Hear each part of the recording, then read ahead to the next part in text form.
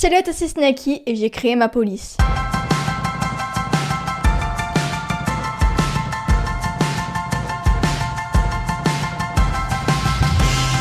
De toutes les polices qui existent nativement sur mon Mac, il n'y en a aucune qui me plaît assez pour que je la garde en tant que police principale.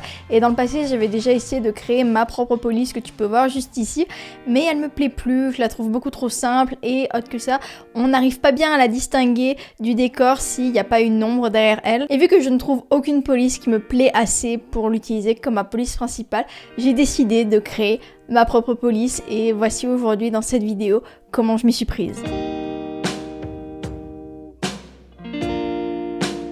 Cette police est une bonne inspiration parce qu'elle est simple, mais l'une des raisons principales pour laquelle je refais ma police, c'est tout simplement parce qu'elle est beaucoup trop simple et qu'elle ne me plaît plus. Donc je suis allée chercher de l'inspiration dans les feuilles sur lesquelles j'écris mes vidéos pour voir comment mon écriture avait évolué et s'il n'y avait pas une des feuilles dans lesquelles j'aimais vraiment la forme des lettres ou même sur plusieurs feuilles si j'aimais beaucoup la forme des lettres afin de créer une police avec ces inspirations de comment j'écris. Et je suis aussi allée chercher inspiration sur le site d'Apple. Je sais que c'est surprenant, mais quand ils avaient sorti les iPad Air, j'avais vu cette police et je l'avais énormément aimée parce qu'elle est simple et parce qu'elle ressemble quand même pas mal à la manière dont j'écris.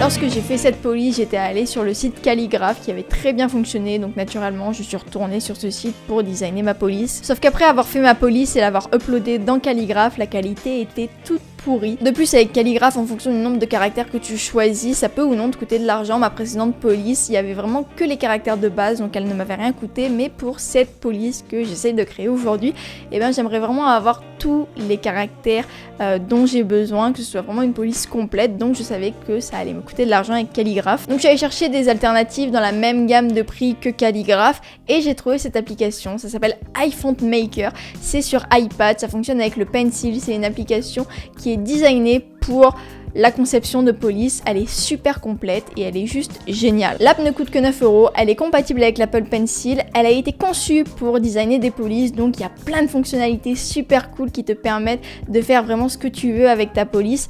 L'interface est simple d'utilisation et enfin, un des points super cool, c'est que tu peux créer un nombre infini de polices sans avoir besoin de payer plus.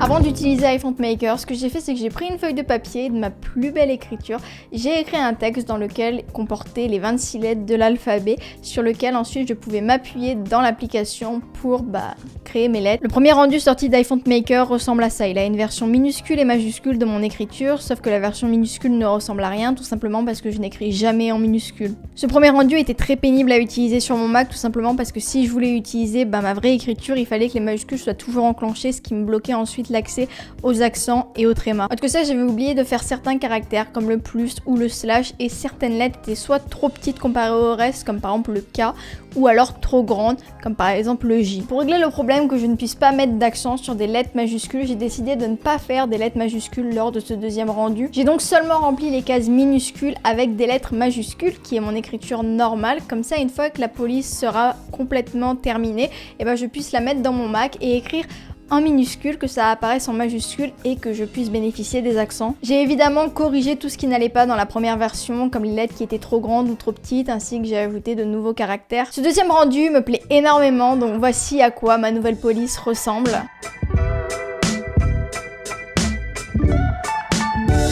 N'hésite pas à me dire ce que tu penses de ma police dans les commentaires et si tu as envie de l'utiliser, il y a un lien de téléchargement dans la description. Ma police est évidemment gratuite d'utilisation, même si tu l'utilises, envoie-moi un message sur Instagram pour me montrer dans quoi est-ce que tu l'as utilisé parce que ça peut toujours être cool de voir sa propre écriture dans le projet de quelqu'un d'autre. Et donc voilà, c'était tout pour aujourd'hui. Je suis contente d'avoir enfin finalisé ce projet que j'avais, de créer ma propre police, que ce soit un truc qui soit vraiment construit, qui ressemble à quelque chose et que je puisse utiliser partout. Donc je pense que tu vas pas arrêter de la voir cette police. J'espère que cette vidéo elle t'aura plu. Je te remercie de l'avoir visionnée jusqu'à la fin. C'était Snacky et n'oublie pas, stay yourself.